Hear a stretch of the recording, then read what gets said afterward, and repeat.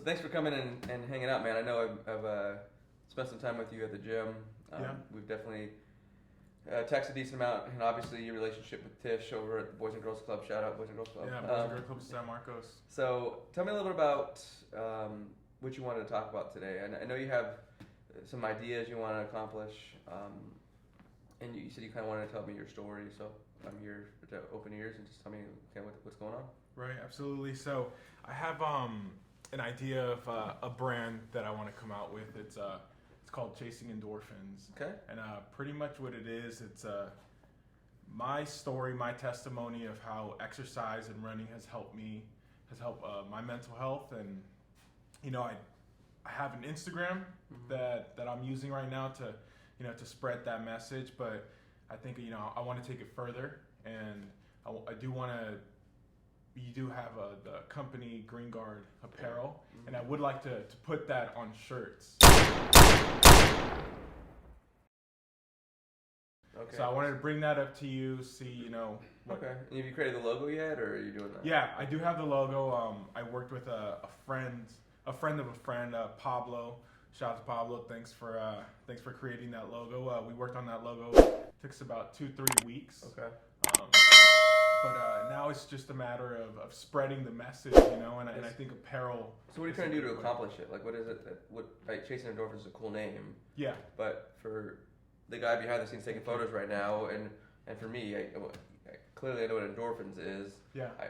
You had briefly mentioned, the mental struggles. So explain to me what you're trying to accomplish here. What's the bigger picture? Yeah. So the bigger picture is just to kind of to spread the message, and what the message is so it all began at the end of 2018, beginning of 2019. I started making life changes. One of them was I dropped alcohol.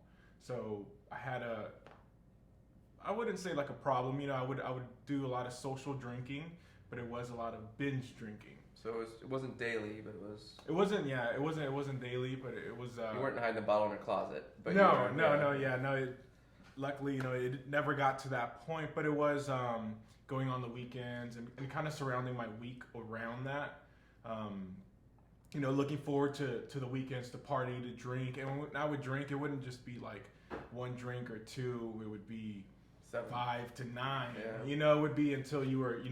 I was really, really drunk. So it was binge drinking, and pretty much, I knew that there was a bigger purpose, for my life. And why did you do that? I mean, I shared with you a text, but obviously I have a family history, not me personally, where I've dealt with alcoholism in my family, so I get it. Yeah. Clearly, you weren't maybe in the definition of alcoholism, but you're definitely on that road. It sounds Right. like. Yeah. What was the purpose of binge drinking? What did it accomplish for you? Because I know it sounds like that might have a part of the story that might be pretty important, because alcoholism, or the road to alcoholism in this country, is an epidemic. I mean, it literally is a major issue for people. So what are you trying to accomplish? I guess that's, if you have what a mission statement is for business?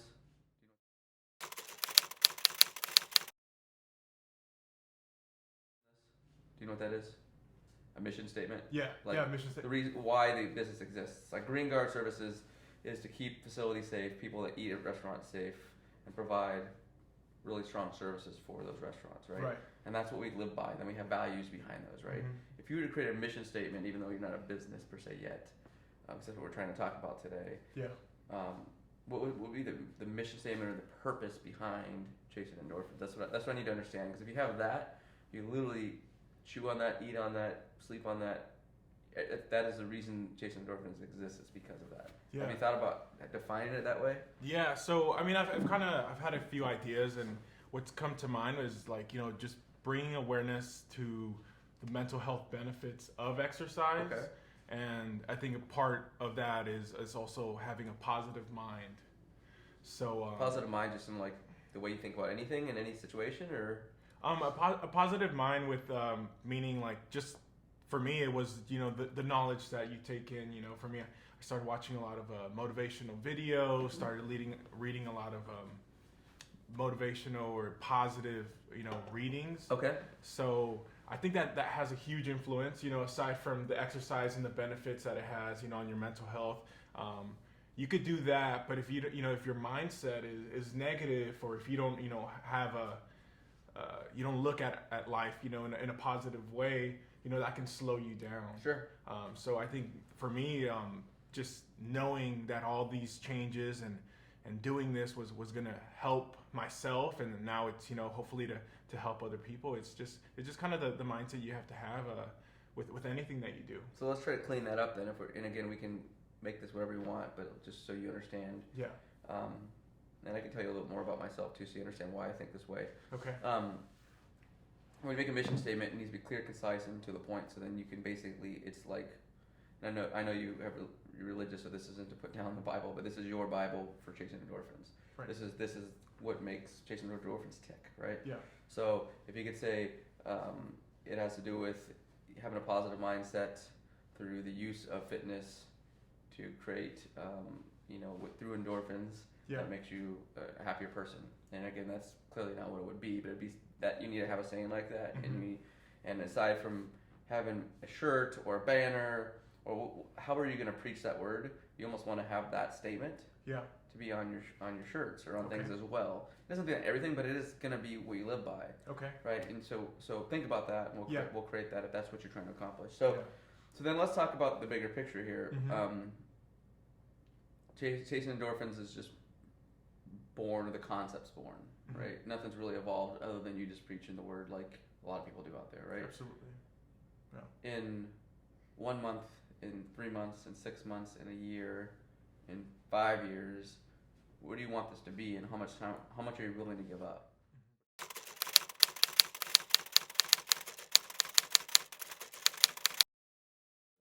Mm-hmm. We're talking about positivity and motivation here, right? Right. Well, I know you have a full-time job. I know you can't quit it tomorrow. And I have a part-time job on the weekends. And you have a part-time job on the weekends.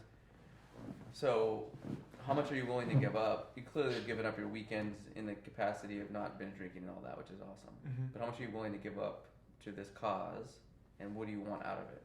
Like, what do you want to just do motivational speaking? Is the biggest picture for you, and you'll be happy with it, to speak at local colleges, or do you want to be preaching this to 1 million people, right? Yeah. And because those are drastically different things, right? And some people want to just really have an influential impact on people in their area because that's the people that they associate themselves with, right? Mm-hmm. Or do they want to have it at a much larger scale? And one's not better than the other. Sometimes you can have more of an impact on a community than you can the world, right? Right. Just because of what you want to accomplish. So have you thought about that? I mean, is it? Yeah. No, absolutely. I think what I want with chasing endorphins is to reach people at a global scale. Mental health is something that can affect anyone. Literally, yeah, anyone, and growing up, I'm 27 right now, and I think I see a lot of people my age. We use alcohol. We abuse it. There's a lot of friends that do know how to control it, and then there's I have friends that do abuse it. And I think with alcohol, at least for myself, it masks. So the mental health side of it is that I used alcohol to mask my social anxiety, my anxiety. I realized that I used it to mask my depression. Yep. Whereas if I was feeling down, I'm like, oh, I'm gonna go for a drink, and then the effects of the alcohol, I was out, I was having a good time, but then the next morning, I would wake up, depressed. As many of us know, alcohol is a depressant. Yeah. So it wasn't taking care of that. And then on the other side, the anxiety side is, the social anxiety. People use alcohol for what you call liquid courage. Yep. So you have this false idea that you're confident and you're going out there, and that's one thing that I realized about myself. So what I did is I substituted running and exercising, instead of alcohol, and I think this can reach anyone in a global scale. Mm-hmm. Like I said, whether you are dealing with depression, running and exercise, have been linked to studies that it does, lower the depression. It does also help with stress. I think that's the beginning cause of a lot of mental health issues, where whether you're stressed from work, your relationship, your family, going out for a run instead of drinking a beer, instead of using food, instead of doing all these other Maybe it's unhealthy a things. Yeah. Absolutely, yeah. So I always used to look at exercise in a physique kind of thing. I would lift weights. You know, look good. And Yeah. yeah, you want to look good, and that's how I looked at it. But then you realize that there's so many other benefits to it. You're given this natural way to deal with a lot of issues. And aside from that, I mean, I'm not saying that working out and doing it for physique is a bad thing, because that also builds confidence. Sure. And confidence is a big thing, and having, positivity, and the way you look at yourself is usually what you project out, and the way you look at other people. So I just completely believe in this, in chasing endorphins. I lived it. It has changed my life, and it is continuing to change my life. For me, dealing with the anxiety and dealing with the depression, it's an everyday thing. It's so not. Let me tell you a little bit about myself with that, because I think Yeah. this might give you some motivation. Yeah, Maybe this is great. why I think I can help you. I mean, I've shared this on a lot of my podcasts, and I think I might have mentioned this to you when we've spoken before. But my wife and I were, we weren't having serious marital issues. We weren't super happy, right? Yeah. We were both 70 pounds heavier 2.5 years ago. Wow. And to your point, I own 7 businesses now. I think I've mentioned that to you. Potentially soon to be 8. And so clearly, at that point, I was only one or two, but I didn't have the aptitude to handle stress like I do now. Okay. And so what happened is I drank a decent amount, similar to you. I definitely had my fair share of weekends where I drank a lot. I probably didn't binge drink because my tolerance is pretty high, but 5 or 6 wouldn't be unheard of for me. But I was also very coherent. I've never been that guy that got drunk. Right. Partly because my family came from that. Yeah. And even though I did, I could just I knew I can't turn into this person in my family, or I can't turn into this person in my family. Right? I don't name names out of respect for them, but I relied on that, and I also relied on food, clearly, if I was 70 pounds heavier, right? Yeah. And I always made excuses of why fitness would never fit into my lifestyle. A good buddy of mine, Wally, would always give me shit because he was in good shape. Well, what we appeared for him to be in good shape. And because he was clearly in better shape. And he was always giving me shit about not going to the gym. And even though at that point he wasn't in great shape, but compared to me, and it's all relative, right? Right. And so I joined Hardcore Fitness, and fast forward about a year, I lost 70 pounds. My wife lost a ton of weight. He ended up, I think, about 6 months in, being like, "What the fuck?" Because I had abs and everything, and he's like, "I guess I wasn't as good a shape. I mean, I was clearly better than you." So he went and did it and motivated him. But the kind of the moral of the story is that I had that. I think it was more food and alcohol, because I was so focused on business, and I didn't understand how to balance those things. And so I hate running, unlike you. But I hate it too. But I love soccer, right? Yeah, and I love lifting weights. Yeah. And I love HIIT cardio. Yeah. Like if you and I want to go throw on a 40-pound vest and That's freaking fun. run, I'll crush that shit. Yeah, right? yeah. Absolutely. But for me, we essentially had a lot of people laugh at this statement, but fitness aside from the mental side, I mean, it basically allowed us to have a kid. My wife was looking good. I was looking good, and the relationship got a lot healthier, right? Yeah, and people absolutely. can put the 2 and 2 together and know what that means, right? And so people are always laughing about that, but it's the honest truth, and it's not just simply because we look good, but we're in a much better mental state. Feel good, yeah. And even though it wasn't something maybe we verbalized as much as we should to each other, that's clearly what it was, right? Because we can look good but still be unhappy, but we did it together, and I think a lot of people need to understand that, right? And so because of that story, that's what kind of attracted me to the conversation you brought up to me via text and over the phone, which is why I think I want to kind of document some of this stuff, because I want people to understand that, it can be somebody like Ruben that you've met that was, not making a lot of money, and a guy that sat on his couch at 320 pounds, to a guy like me that had a multi-million-dollar business that have basically the same fucking problem. Yeah. It doesn't. Mental health does not discriminate based on how much money you make, where you come from. It doesn't. Right. And so to your point, I think that if you're willing to put in the time and you're willing to feel the pain, for lack of a better term, of basically burning that midnight oil to really make this a serious effort, I have no problem helping you, but you got to be willing to do that. Right. I wouldn't suggest that you be as crazy as I am, because I think for a lot of people it's probably unhealthy to work as much as I work. But I also prioritize, now with my the baby and with I still get my hour in at least a day of working out, and to me that's a balance. Balance for everybody is different, right? Yeah. If you sit there and say, well, I need my hour of TV at night, I wouldn't necessarily agree with it, but if that's what you need, fine. If you need your 3 hours a day with your girlfriend or wife or whoever I'm speaking to, fine. If that's what your balance is. Mine's much more heavily weighted towards it because then, like for example, my wife and I will go on a 4-day vacation where a lot of people can't. They don't have the luxury of doing that when they want, right? Right. But I think we need to preach that in the sense of like explaining that to people and then how that can relate to the mental health piece of it. So let's go back. We got to create a mission statement like we talked about, right? And let's talk about the apparel. I think a lot of people know I own Green Guard Printing and Apparel. So you and I talked about doing that. So you have the logo. We'll have to go meet with our team, determine like what level of apparel you want. Right. Do you want a premium level apparel, or do you want something that's more cost effective for people? And we want, the biggest thing is I don't want people thinking you're just trying to make money on this, but you want to reinvest this absolutely back into preaching, right? Because you have a job right now where you can make money. So why not reinvest this back into the Chasing Endorphins business, and then so you can then afford to do things like take a couple days off to go speak at an event or things like that, because you can't do that in your current scenario if you don't have any income. Yeah, no, definitely be. So what do you think? Is that what you would you use that as the conduit? Yeah. Okay. Yeah, and I mean, now that you mentioned, the hardcore fitness and Green Guard apparel, and just I think the entrepreneur that I'm realizing that you are, just having those are the two businesses that I knew of. Yeah. But that's where it clicked for me that you'd be the best partner to move forward with this, and that's why I reached out.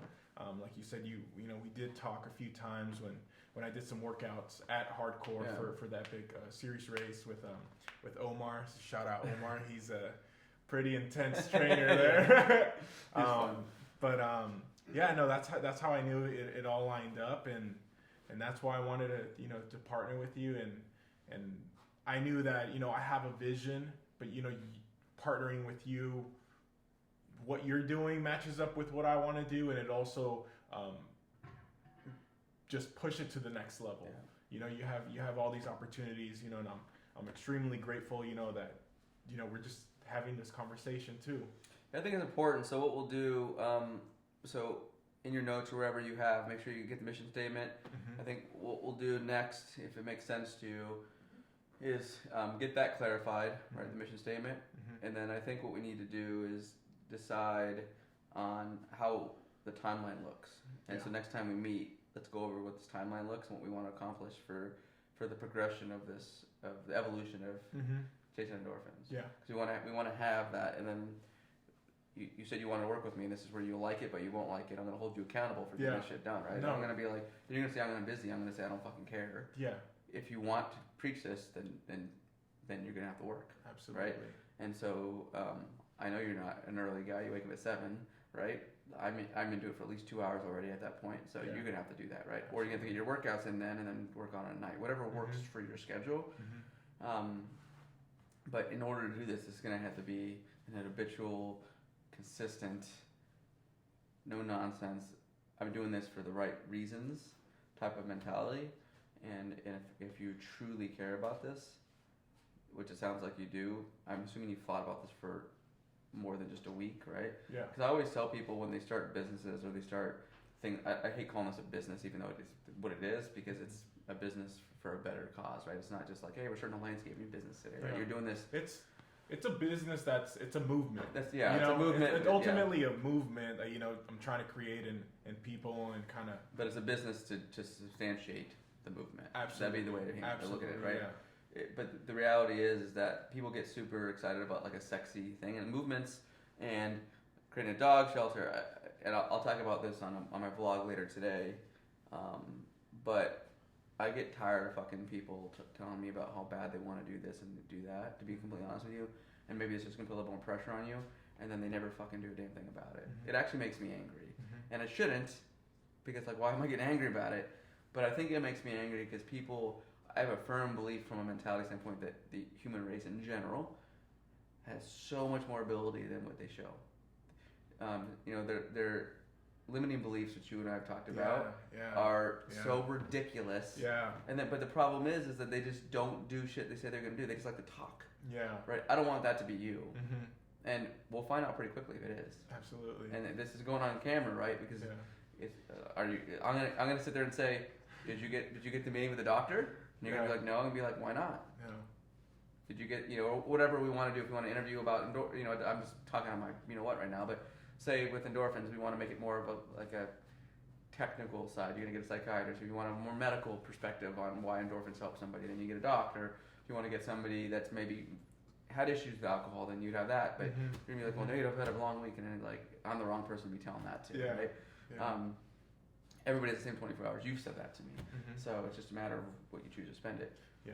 Right. Yeah. No, I think that's one of the biggest things that I've learned with these changes, and with coming up with chasing endorphins, is you have to become comfortable with being uncomfortable. And you want to force it almost, right? Yeah. Yeah. And it's that. As soon as you there's something that you're uncomfortable, like even being on this podcast, even talking to you right now with the cameras and the lights, like that's uncomfortable for me, because I've shared my story with my friends, with my family, in an intimate setting, and like this, and now it's it's just for the world to see. It's uncomfortable, but I also know that it's necessary. It's not just necessary for me, for my personal growth, but for people to hear the message. So let's talk about that real quick. Why is it uncomfortable? It's not bad that it's uncomfortable, but why is it uncomfortable to you? Yeah, I think like everyone, you just overthink what the people are going to be thinking about you. It's the judgment, like, oh, am I doing this right? Or you just start overthinking things that you really shouldn't. I mean, so I can tell you, to be honest, because it was very similar to me. Obviously I'm very comfortable in cameras now at this point, but first couple, I've had people on my podcast that have literally have a bar at my office, not here, and they've had to take like shots before they do the podcast. Yeah, that's how which is unfortunate. But I also want them. But if that is what requires them to have one shot to get them outside their comfort zone, okay, we'll do that. And then and at least they did it, right? Yeah. It's not like they had 7, right? But the thing with it is that like you got to get to a point where, unless you're not being a bigot, you're not being racist, you're not saying things about religion that are you're not using having those like major things. You're not you're a good person. You're doing the right thing. You got to get to a point, man, where you don't give a shit about what people think about you. Like I don't. Yeah. Like I literally just don't care what people think about me, right? For the most part, there are times where sometimes I still have that. If anything to improve on, that's probably it. But for the majority of people, I just don't care what they think about, right? It doesn't bother me anymore, because it's like I know that I try to do right by people. I know that even if I'm transparent or brash, it's not to be rude. It's to try to help somebody. And if they don't want to take that help, but I'm just trying, and for some reason they're not offended by it, then so be it, right? Right.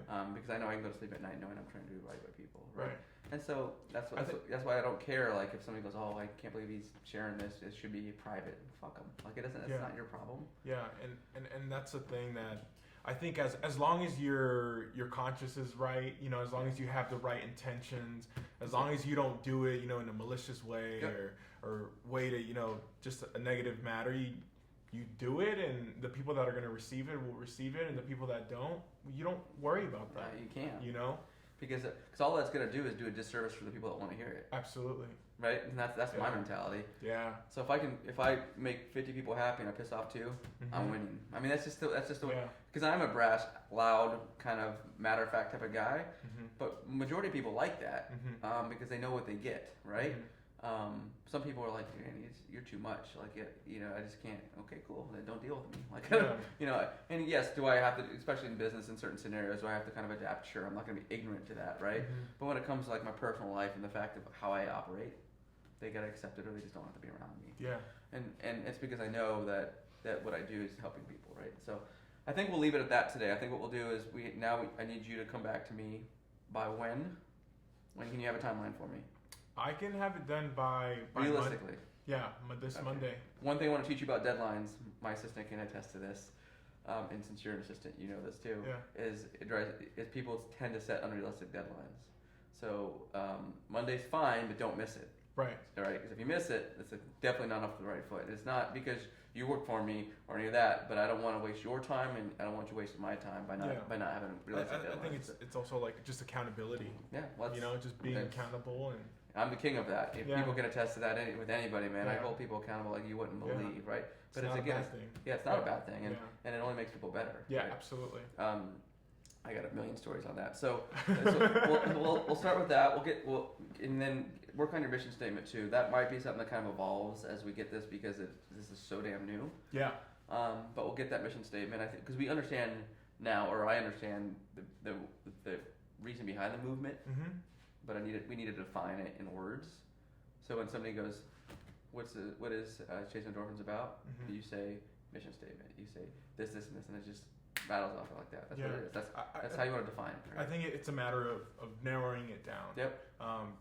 Because I am going off of my testament, and I think it's there is the changes, there is the the changes in creating good habits. There's the mental health side of it. There's the exercise side of it. So let's explain the overall movement. Now define right, putting it in 2 sentences. And it's pretty damn important. Yeah. Because you that's what you live by at that point. You don't get to all of a sudden just change it a year down the road. I mean, you can, but that's not that kind of doesn't create it doesn't make it as important then. Right?